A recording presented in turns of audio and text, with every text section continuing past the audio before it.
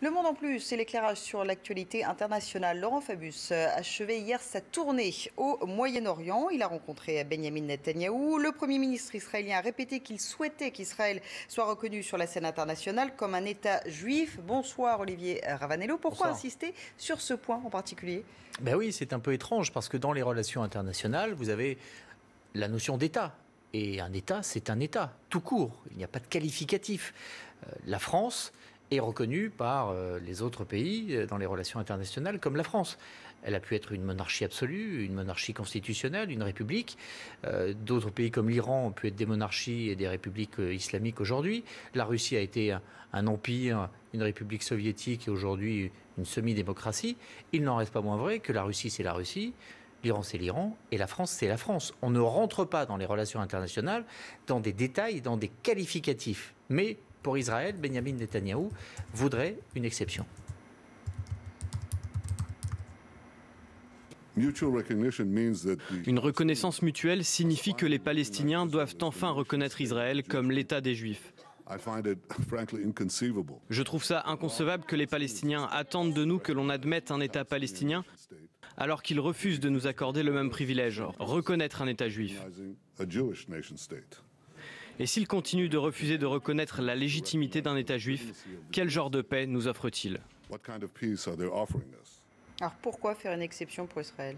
Il y a plusieurs explications sur cette revendication de Benjamin Netanyahou qu'on a vu monter ces dernières années et qui aujourd'hui est devenue quasiment systématique. La première, elle est tactique, c'est de dire il donne des gages aux partis religieux qui sont de plus en plus nombreux en Israël et qui composent aujourd'hui sa majorité. C'est une explication. L'autre, plus cynique, c'est de dire c'est un moyen pour lui de ne pas engager de négociations avec les Palestiniens et de faire durer ainsi une situation qui, au niveau du rapport de force, lui est favorable. Mais au fond, ce que je crois, c'est qu'il y a une autre raison qui est beaucoup plus profonde et beaucoup plus argumentée et structurante. Ce qu'il faut bien comprendre en Israël, c'est qu'aujourd'hui, l'obsession des dirigeants, ça n'est plus la terre qu'il faudrait partager, c'est la démographie. Et la démographie, en ce moment, joue plutôt en faveur des Arabes que des Israéliens.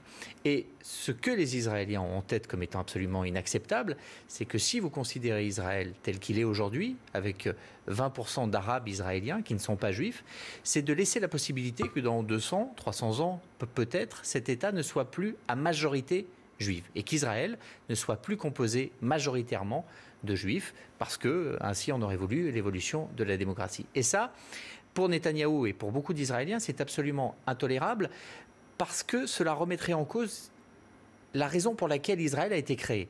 Il faut revenir à la déclaration Balfour, à la création d'un foyer national juif en Palestine. C'est à partir de cette idée-là qu'a été créé un État palestinien, qui a encore été renforcé après 1945 et la Shoah, avec l'aval de la communauté internationale. Qu'il y ait un endroit dans le monde qui soit un foyer national juif de manière intangible. Et donc pour Netanyahou, s'il y a un accord de paix qui verrouille les choses et qui verrouille deux États, il faut que l'État israélien soit encore clairement identifié comme un État juif pour être en cohérence avec ce qui est l'ADN, ce qui est l'essence d'Israël depuis la déclaration Balfour. Et ça, c'est acceptable par la communauté internationale ?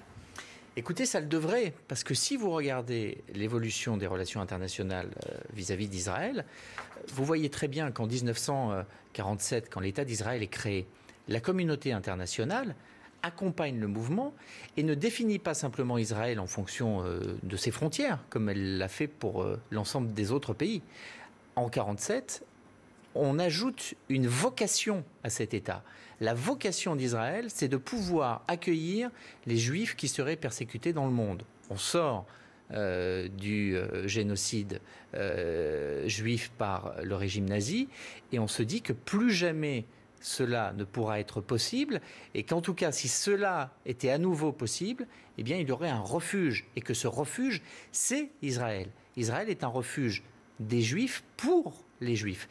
Donc, c'est la communauté internationale qui a donné cette mission à cet État, qui a donné cette spécificité à Israël. Et aujourd'hui, vouloir revenir en arrière et enlever cette spécificité, ça serait un peu fort de café, parce qu'encore une fois, c'est la communauté internationale qui a posé ce principe et qui l'a avalisé et qui l'a encouragé. Mais néanmoins, ça n'est pas parce qu'on reconnaît une spécificité que cela veut dire qu'il y a impunité et que donc Israël peut faire ce qu'il veut, utiliser la force et le rapport de force comme il l'entend et se sentir impuni ou en tout cas ne pas respecter les règles du droit international classique. C'est pour ça que la communauté internationale ferait mieux d'appliquer des sanctions avec Israël comme avec un autre État pour justement qu'un message clair soit passé. Oui, c'est un État à part par nature, mais ça n'a aucune raison d'être un État qui reste protégé et impuni.